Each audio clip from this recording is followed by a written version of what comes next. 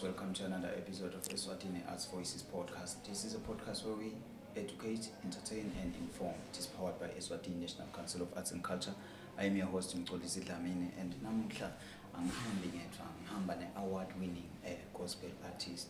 So ngevukeza nje mangakuhlebela ukuthi he has won the best of Africa. He has shared stages with the likes of Ntokozo Ngongoma, Tina Zungu, Once More Six, banenge so la ngikhona igeza kuthi kunabani namhla ngiphethe yena ke mother of all gospel shows founder lokungiyena Nduduzo Mathe lokungiyona iartist yethu lenkulu yalapha ekhaya kaNgwane lehambile yazi representa ngisho kuma stages la international lamakhulu bathi ukuthi Eswatini nangembala talent asinayo igospel ikhona umculo uyaphila isegazini lento siyavusela Mr. Mathe njani namhla greetings to you and the viewers at home. Siyanivusela Nduduzo Mathe here, Mr. Kelekece on your marks. Ngimbonile hamba nami ezintweni zonke. Uzenza kahle zonke izinto ngoba yena isiphephelo sami. Uyibukile indaba yakho. UNgJehova othembekile. You know the list is endless. Thank you so much for having me. Siyabonga kakhulu Mr. Mathe ukuthi usihloniphe ufike khona lana kulena podcast yethu. Sibuya khona ke kumother of all gospel shows sibonile nangembala lo langosi yami lisasasa lengaki kakhulu ebantwini labasha lebedile nawo nje maswathi ledile aphuma idingana lokusupporta engabe nje wena kulo wakubona Mr. Mathe ungasitshela nje ukuthi ungasho invele ukuthi the support is growing. Yeah, indeed, the mother of all gospel shows 2026. So we started 2016. We were doing 10 years this year. A decade celebration. We are grateful to God and we are grateful to all the Swazis who have stood with us throughout seasons. You know, seasons are not the same. Kufike nabo COVID bahamba netinto letiningi emabhizinisi lamaningi awa lama events lamaningi vela vala, but mother of all gospel shows solo kuyaqhubeka even after COVID. So sifuna kubonga kakhulu uNkulunkulu, sifuna kubonga kakhulu kuwe eMaswati nabo bonke nje labaqhamuka ngaphandle kwaleli ngoba sekubonakala ukuthi mother of all gospel shows is pulling people outside Eswatini, Mpumalanga, Pretoria, Durban, you know, KZN. We saw a lot of people coming in. So the event is not where it's supposed to be, but definitely not where it was 10 years ago. So the event has grown over the years. We have been consistent. We have been faithful to the call, and you know, and ukuthi njengama events organizers siyazama ngako konke lesingakwenda ukuthi si deliver. If we don't deliver what we have promised, we deliver more than that. So we have tried to do that. So sikubonile ukuthi kusitile nathi le event yakhula lokhona kulomnyaka next year ubuya nalabanye labathathu. So uyabona ukuthi whole number one Mavuso is not a joke to feel that whole. If you think it's a joke, try it. Just try it. So siyibonile ke ikhula manje siyalibona lohola liyafuna kushoda ngetikhala. So siyakujabulela ke lokho, siyakubonga futhi naseMaswatini ukuthi aphume lokunye lebesikufisa. It's just to retain and to maintain the integrity. Njengoba uqale washo wathi gospel yethu iyatiwa ngaphandle. So basically to retain and to maintain the integrity of gospel music laSwatini siyabona ukuthi hayi manje sithundisayo siyabuya kuyabonakala ukuthi bantu bayithokotela kakhulu. Ubonile na ufika lapha egedeni line lelithe liyawushaya leni bela ngathi bantu batawemukela imali noma batomukela kudla kanti bede kude ukhonda uNkulunkulu, bede kude uenjoya kude ubona nema gospel artists, favorite gospel artists abo. That was amazing. Yes. Coming to the second part, maybe the challenges, but ngicela nje ungalayinele nanani line lelitselo ukukhuluma ngalo mama ngena lapha ngalikhanza ngathi hey line lelitse kangaka ngase ngasho emntondweni ngathi ayitawusha 12 solo bangena labantu laba angabe what are some of the challenges, because I understand ukuthi man announce amathikithi ukuthi sakhona niye anticipate ukuthi we are hoping to receive this number of people. Yeah. Angabe nje this time khambe njani Mr. Mati? We had a big number of people. What I think I would suggest, njengoba siye simemetele prior, njengamanje date Mother of All Gospel Shows iphumile 2027, which is 8 May. So siloko siyesikwendele ukuthi phela our supporters baphume ngetinkani bayothenga amathikithi. You know, batilungiselele before, and manje soba kuhle sekunema online. So nje soyathengela uthola imessage kanjalo kanjalo. So siyakufisa lokho ukuthi sifike kulelo zinga lelo. Lama challenges lesinawo nje ukuthi most gospel music angathi kasekhula, but most gospel music supporters banayo lenkinga yekufuna kuyobona eGeden, which is not a good habit. Both for them, because manje ubonile sebamile eGeden bathenga amathikithi. Yabo masenibaningi 1000 nifuna lithikithi. Say challenge leyo. Because the pay point uthola ukuthi i1. So kanzi tentiwe tindlela akhona amathikithi ma outlets, akhona amathikithi online. Why are you not buying the ticket? Because you know you are going to the event. So kutawenda ukuthi ke senemasikhathi lesithe line lapha seniyacabana lapha diyafushana. So nje mina would advise ukuthi we love you and we need you, but please try to get your ticket on time. It is not a sin, it is not a crime ukuthi event ibe sold out 3 months before. You are prepared, we are also prepared and preparing for you. As you are coming, we are preparing for you. We are getting the good number, the exact number of seats, because we know the exact number of people who are coming. If you are VIP, we also preparing the exact number of food packages, seats, because we know the exact number of people that are coming. So the challenges that we are facing like in the industry, where we see the people don't want to buy tickets before. Ngafuna ke wathenga eGeden, so kusho ukuthi award ukuthi ulungisela abantu labangale event. And manje nasebakhona ku event abe atsekho titulo ngoba wena uthothi ubeke titulo letincane, because the titulo asitmuke lisiyathenga siyat-rent, so you can't rent more than what you are going to, yabona.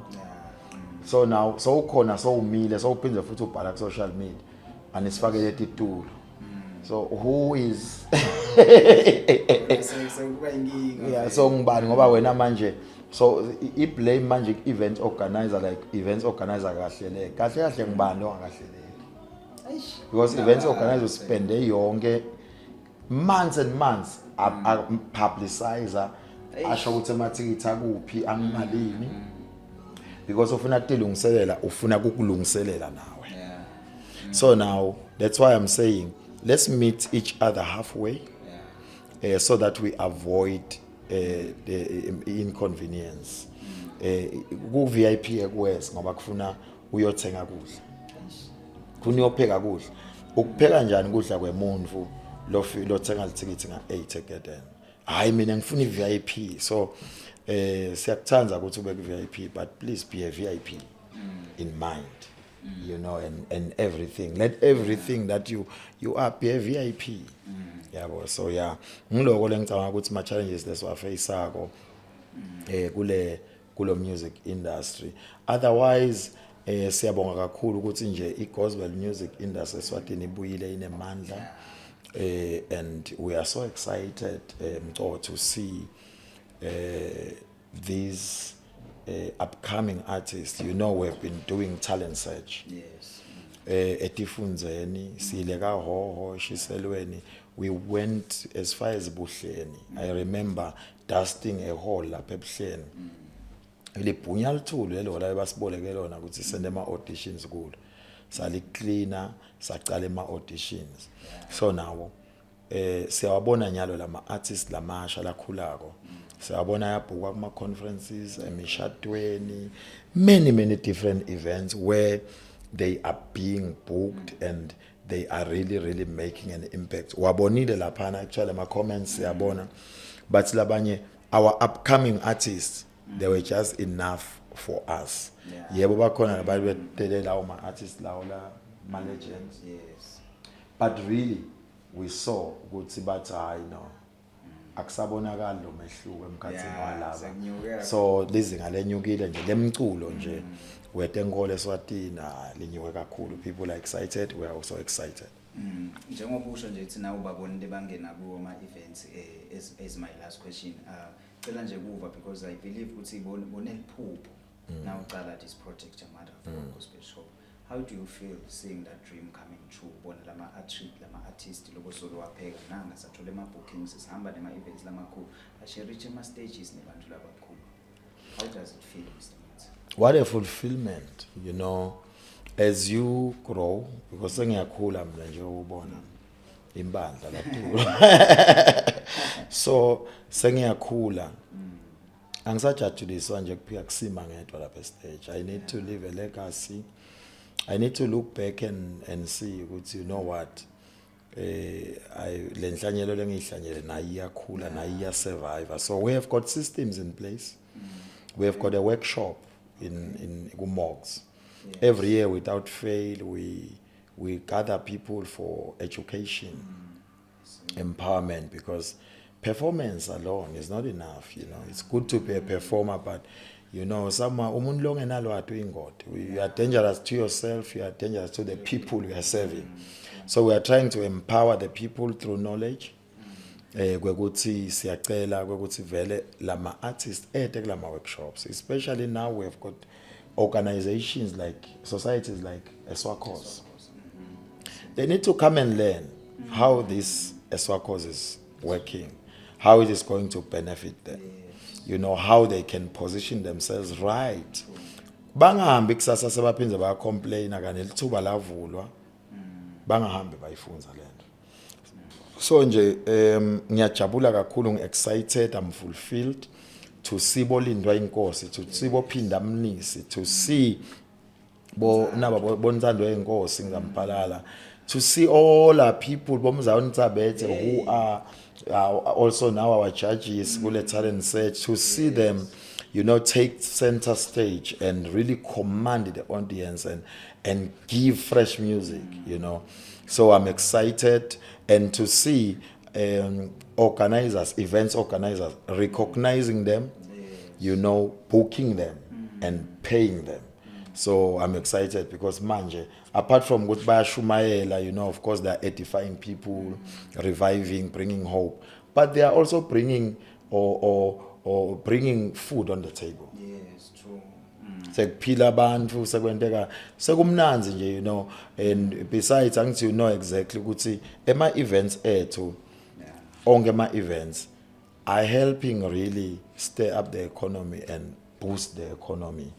Singabala singacethe ukuthi bobani bantu ababenefitako kuma events. So siyabonga kakhulu. I'm excited. That's all I'm trying to say. This year beside Italian Search, because we're celebrating 10 years, but we trust and believe also next year we are going to have another one and get another rising star and just take someone out there. As a tail end, Mr. Matsa, sesiphetha nje vele ngifuna singene next year njengoba seniproposile ukuthi we are on May 7, 2027. May 8. Or May 8, Yes, 2027 yes. for next year. What can people expect? A bigger and better. This year was a blast. It was truly explosive. We are seeing the reviews. People are excited. You know, everyone is saying, bravo. But of course, me, on my as a leader of in this Ntashiwe Namla, siyabuka kukhona lesidinga sikulungise njengoba sishilo kungenteka kudinga singayithengi i-VIP eketeni, you know, to avoid yeah. So kuthi sesingedata itulo ebusuku kanjalo, but I'm trying to say we are learning from the mistakes of this year. Yes, we are celebrating, but we are also learning from the mistakes and we are improving from the mistakes to make 2027 bigger and better. We are bringing, we can't really say now, but it's really going to be great. And it's going to be bigger than this one. So if you are listening to us now, sitting there watching this broadcast, please make sure you prepare yourself as early as possible, because 2027 is going to be something else. Yeah. And it's just around the corner. It's just here. It's just months away. Can you imagine? It's just months away. That was a hot lineup, Mr. Thank you. Thank you. I think it was well planned, the lineup. It was powerful. Yeah. Thank you so much. I think one thing, just I would say, when you come to the mother of all gospel shows, don't come for Nduduzo. I know you love Nduduzo, but come for the experience. Come for the experience so that you don't miss out, because perception is everything. Perception is just everything. So sometimes when you are anticipating for A, you tend to not to see what B is doing. So just come open for an experience to make sure that you are coming to experience what the mother of all gospel show stage is dishing, because I'm telling you, there is always something special with each and every artist who stand on that stage. Yes, you can have your favorite, but come open, because God can do anything, anyhow, using anyone. That was Nduduzo Mathe, ladies and gentlemen. Njengoba asho athi May 8, 2027 ekutabe kuphekwe ngagalaza lomkhulu kunalona wa-2026. I am your host Mxolisi Dlamini, and siyacela maswati siya-appealana kuma-companies, please come and support this dream lanayo Nduduzo Mathe. He's an acting talent in the kingdom. Swabonile ama-artist Bolindwa Ingosi, Zandwa Ingosi nje naye simbonile performa Mrs. Phofaneni. It is a beauty pageant from the gospel industry. Lo qhamuke lophekwe nguye Mr. Mathe under this initiative ye-Mother of All Gospel Shows. Siyathemba ukuthi indawo usukuma nisukumele etulo nite nemsponsorishe nemsupporte. Siyathemba nokuthi sitawugcwalisa kakhulu kunalonyaka amavuso even next year. This is Eswatini Arts Voices podcast powered by Eswatini National Council of Arts and Culture. We hope to see you next time.